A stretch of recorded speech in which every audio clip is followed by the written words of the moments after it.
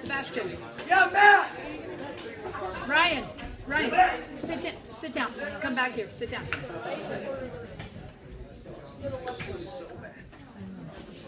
Sebastian. This is the real MVP right here. Okay.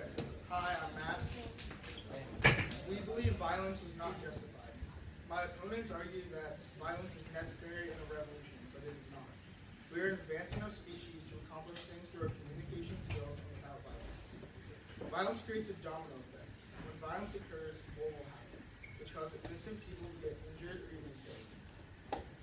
Violence towards people expressing themselves peacefully is unacceptable. Throwing tear gas at people peacefully gathering is inhumane and can severely hurt people doing absolutely nothing wrong but just expressing themselves. Mohammed Bouazizi set himself on fire in protest towards the Tunisian police and the corrupt government. However, even though this sparked the start of the revolution, Mohammed did not have to set himself on fire. He could have done it in more of a peaceful manner, not scare or horrify local citizens. Sure, it would have taken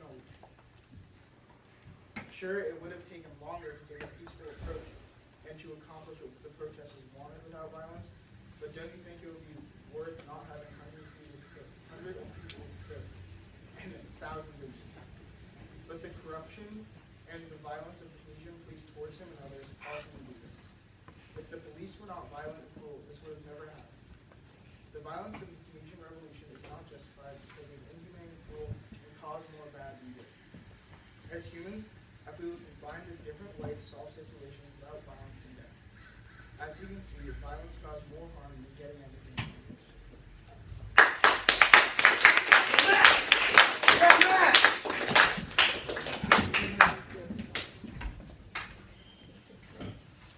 My name is Angel Duran, and I think violence in Tunisia and the protests are justified. And the Tunisian government is too strong. If you expect the protest and in general the revolution to be settled in a simple and peaceful way, it's not going to happen. Why? The problems that Tunisian people have encountered are dreadful. Thousands of young college graduates and unemployed Tunisians took to the streets to protest against the economy and other conditions such as high unemployment, food inflation, corruption, a lack of freedom of speech, so you can't use communication skills. Accept that, you said communication skills. Press and other political freedoms, and mostly poor prison living conditions. We all know that prisoners did illegal things that made them serve years in prison, but the prison guards shouldn't be mistreating them by not feeding them for a couple of days or denying them a chance to shower. And mostly they shouldn't be torturing them or raping the prisoners. These conditions and the death of Mohammed al-Bouazizi, whatever his name is, are big key parts that led to the Tunisian revolution. The Tunisian people have been asking for better living conditions for years, and now they're tired and done of asking nicely. So pretty much there wasn't a war either. They were just mistreating the citizens, and that's when the revolution started. And the only thing for them to do was to fight back to receive proper living conditions, so peace can finally come to that country. And like I said before, there was a lack of freedom of speech, and words are a very powerful source to stop a major problem. But this country doesn't. In this country, where freedom of speech is prohibited, it's not going to do much at all. So, if you please tell me another way that they can change or develop Tunisia and its government other than violence, because it's not going to do anything else. Thank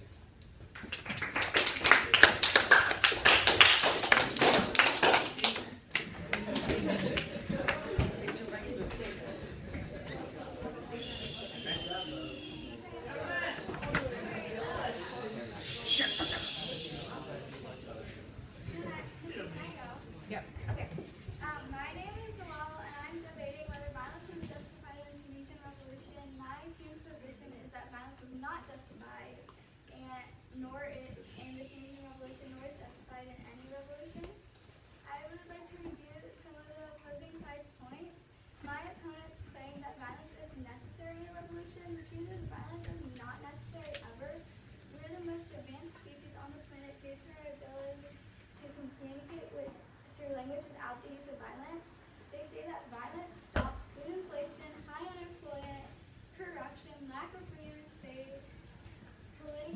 slogans and four working conditions, but the truth is you don't need to try to stop these things. And there are other answers, and violence is not the answer. It's like taking the easy way out, and you can do other things than violence. And violence creates a domino effect, often harming innocent people in its path. Violence against people who are just trying to express their opinions is not justifiable. They aren't doing anything wrong. The violence from the Tunisian police was inhumane and barbaric. The Tunisian police raped, tortured, and killed innocent protesters. Mohammed Bouazizi, the Tunisian defender, set himself on fire because of abuse and the humiliation of the Tunisian police. The Washington Post reports that Mohammed Bouazizi had always been abused and harassed by the police, and one day he had enough. When a policewoman came up and tried to confiscate some of his fruit, he didn't let her take it. She slapped him hard on the face and humiliated him. Around noon that day, he poured paint on himself, then lit himself on fire in front of most of the people in the town. Muhammad did not have to set himself on fire. Even though this event set the revolution in motion, it is tragic that an act of self-violence was the impetus. The police and their abuse of power and humiliation it caused led to his senseless death.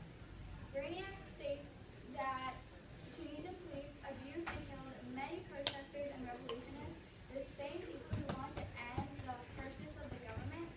One day, towards the end of July 2011, Tunisian police opened fire on the protesters and shot tear gas at them. Tear gas is an inhumane method for stopping protesters. Human Rights Watch reported that on January 29, 2011, that they observed uniformed agents beating a young man with their hands and clubs in the back of the police wagon. They stated that the man was engaging in non-violent protests. Human Rights Watch says that the police have assaulted many and randomly cut innocents. Most of the revolutionary protesters were peaceful and did not hurt anyone, and the police acted in complete barbarity. Police did not make anything better. It escalates conflict into greater violence. We are the most advanced species on the planet, and we can find more sophisticated ways to make a statement than using violent aggression. If we are the species that can land a rover on a comet 300 miles away, we can solve conflicts without violence.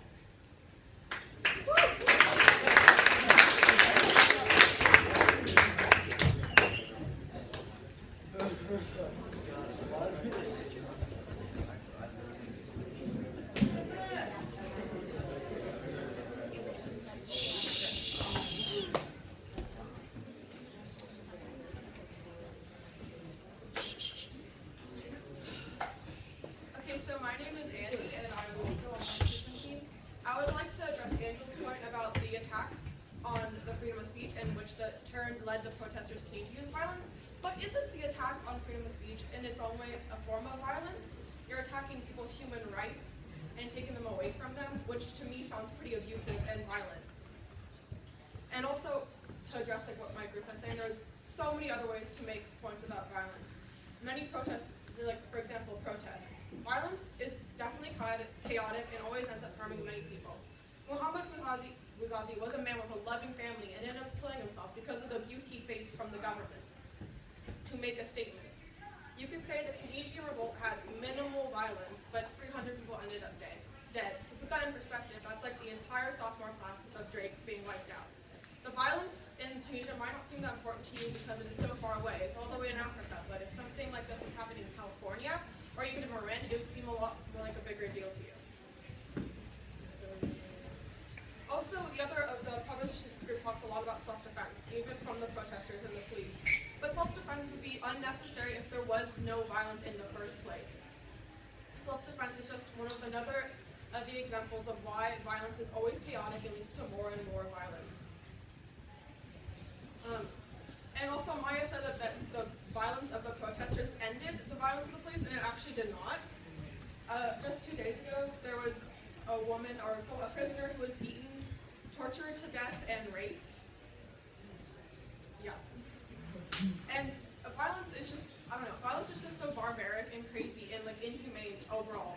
And every single person's life matters and is so precious. Violence in the revolution can end the lives of so many innocent people. Violence is never necessary, and why would you ever support something that could harm someone ever?